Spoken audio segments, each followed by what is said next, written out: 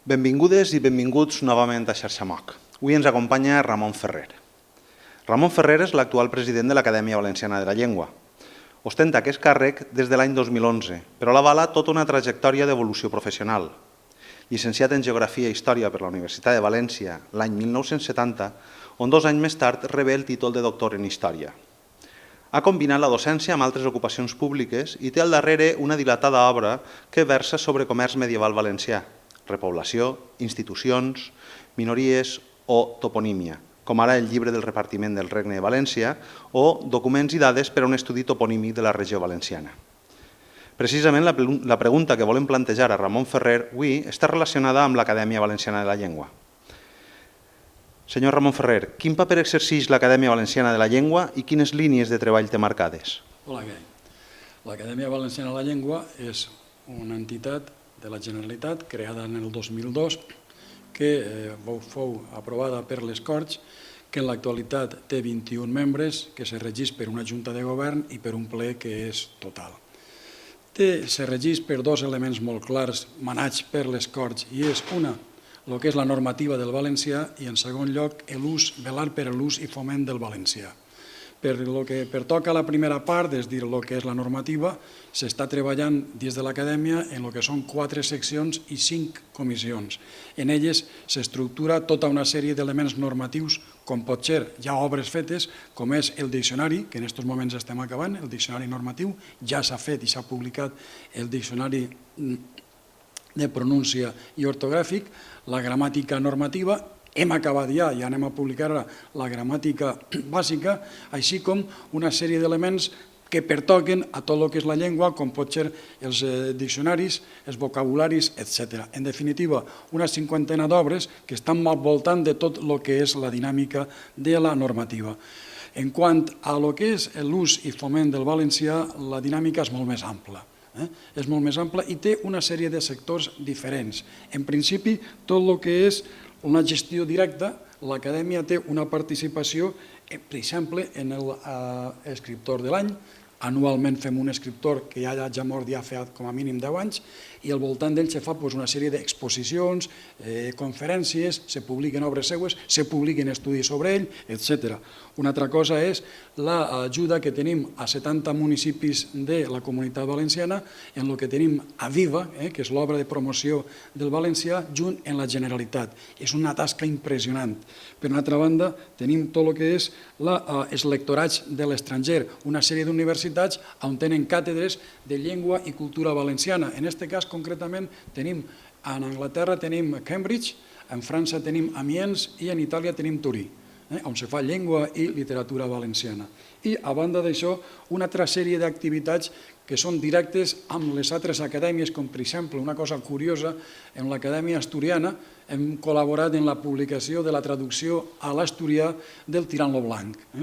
Fora d'això, tenim unes altres activitats que són de promoció indirecta, com és, per exemple, tot el relatiu a les subvencions. En les subvencions hi ha un ventall enorme, ample, d'elements diferents. Per exemple, tot el que és la promoció d'obres, com els periòdics, les ràdios online, etc., en valencià. Tenim tot el relatiu a beques. Les beques són tant per a professionals els diferents elements de la llengua, com de lo relatiu a beques de formació de la gent per a la iniciació de treballs d'investigació. Tenim també una sèrie de subvencions que són ja directes a organismes per a tal o qual activitat concreta. Per tant, ahir n'hi ha un ventall, com he dit, molt ample i molt gran, molt variat.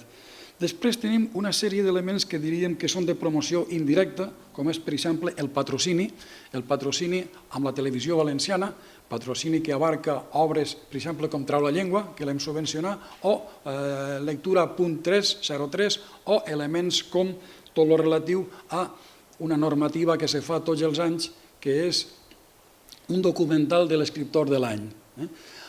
A banda d'això tenim l'escriptor viu també de l'any, que és una sèrie d'obres, una sèrie de treballs sobre un escriptor actual. I això ho portem també a un documental. I a banda d'això n'hi ha una sèrie de patrocinis amb una sèrie d'entitats, etc. Com veus, per exemple, tot el relatiu a fer una sèrie de jornades. L'acadèmia també té la conservació i perduració de l'onomàstica i de l'antroponímia, i ahir hem aconseguit ja reunir 50.000 mots, 50.000 paraules que ens identifiquen la toponímia més important de la nostra comunitat. Tenim una sèrie de repertoris de noms d'antroponímia, és a dir, quan un vol canviar-se el nom al valencià ens escriu i nosaltres diem com té que ser, i una sèrie d'elements de vocabularis. Per tant, tot això són subvencions que tenim directes o indirectes. I avui en dia tenim un especial interès en què l'acadèmia entra en la societat, en el teixit social valencià. Què vol dir això? No sols l'element cultural, l'element de filologia o l'element de gramàtica o l'element d'onomàstica, sinó el que és la societat en general. Qualsevol societat, qualsevol element, valencianitzar-ho.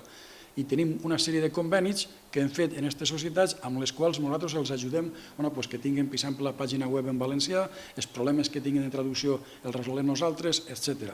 De la mateixa manera que tenim una sèrie de llocs o de localitats que han firmat convenis amb nosaltres. I què vol dir això?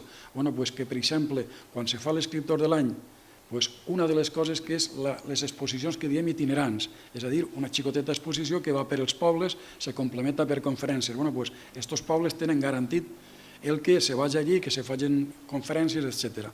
I sobretot, dins d'aquest aspecte social, estem intentant entrar tant en els nouvinguts donant-los cursos de valencià com cursos en l'estranger per la gent que està allí, que vol mantenir el seu idioma i demés, es garantim el tindre aquests cursos. I, a més, tenim també una sèrie d'elements que vendrien a completar tota aquesta ballesta que acaba de descriure, com seria les conferències que fem al voltant dels treballs interns nostres. Quan nosaltres publiquem la gramàtica normativa, quan hem publicat el diccionari, etc., això què vol dir? Que n'hi ha que traslladar-ho a la societat. I com se fa? Mitjançant cursos. Enguany, per exemple, la setmana passada va acabar un curs en Gandia, en la Universitat de Gandia, sobre això.